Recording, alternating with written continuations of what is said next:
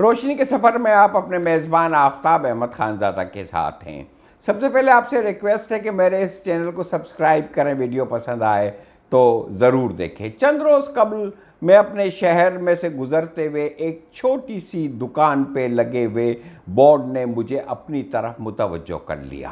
یہ ایک medical store تھا۔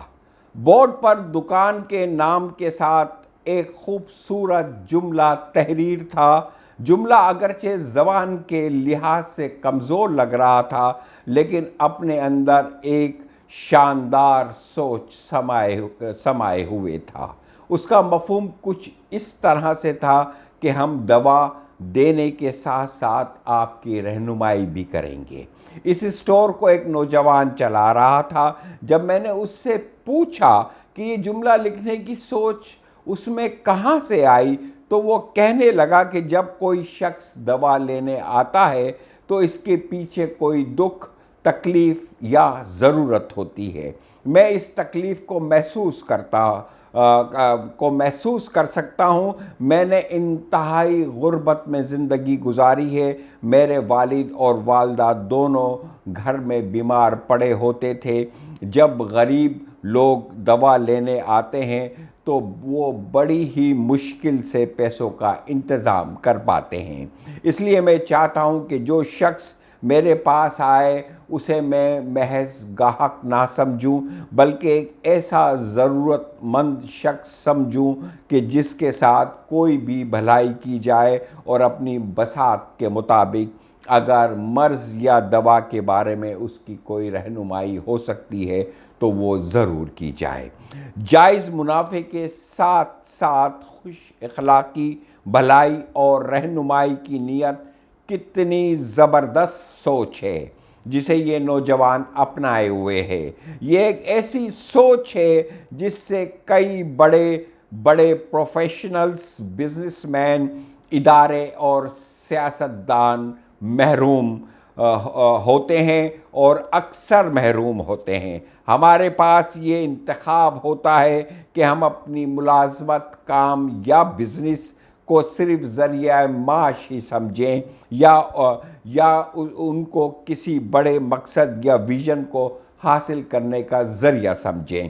ہمارے ارد گرد ایسے لوگ ضرور ہوتے ہیں جن کے لیے ان کا کام محض آمدنی کا ذریعہ نہیں ہوتا، بلکہ وہ اپنے کام کے ذریعے لوگوں کی خدمت بھی ضرور کر رہے ہوتے ہیں اور معاشرے میں مثبت تبدیلی لا رہے ہوتے ہیں۔ ایک ایسا ہی شخص میرے بچپن کی یادوں کا حصہ ہے۔ ہمارے اسکول کے پاس اسٹیشنری کی چند دکانیں تھیں۔ ان میں سے ایک دکان کے مالک کا نام وزیر حسین تھا۔ وہ باقی دکانداروں سے بہت ہی مختلف تھا۔ جب بھی کوئی طالب علم اس سے کوئی چیز خریدتا تو وہ اسے ضرور حکمت اور دانش کی بات ضرور بتاتا تھا، سکھاتا تھا۔ اخلاق اور دانش کے یہ موتی ایسے ہوتے تھے جن سے اسکول کی تعلیم کا دامن خالی ہوتا تھا۔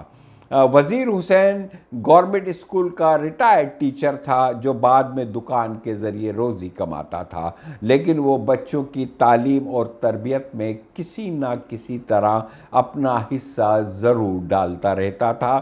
کبھی کبھار یوں بھی ہوتا تھا کہ وہ گلی کی دیوار پر چاک سے بچوں کو کوئی نکتہ سکھانے یا سمجھانے لگ جاتا تھا، اپنا سامان فروخت کرنے کی بجائے۔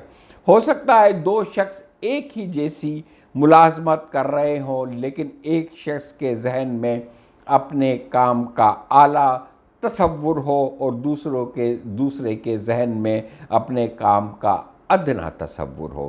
اعلیٰ تصور یہ ہے کہ ہم اپنی ملازمت کو محض آمدنی کا ذریعہ نہ سمجھیں، بلکہ اس بات کو بھی اہم سمجھیں کہ اپنے کام یا ملازمت کے ذریعے ہم نے اپنے سماج کے لیے مفید بننا ہے۔ اس میں مثبت تبدیلی لے کر آنی ہے۔ اپنے کام کے بارے میں اعلیٰ سوچ رکھنے والا استاد تنخواہ بھی وصول کرتا ہے اور اس کے ساتھ ساتھ بچوں کو اچھی تعلیم بھی دیتا ہے، اور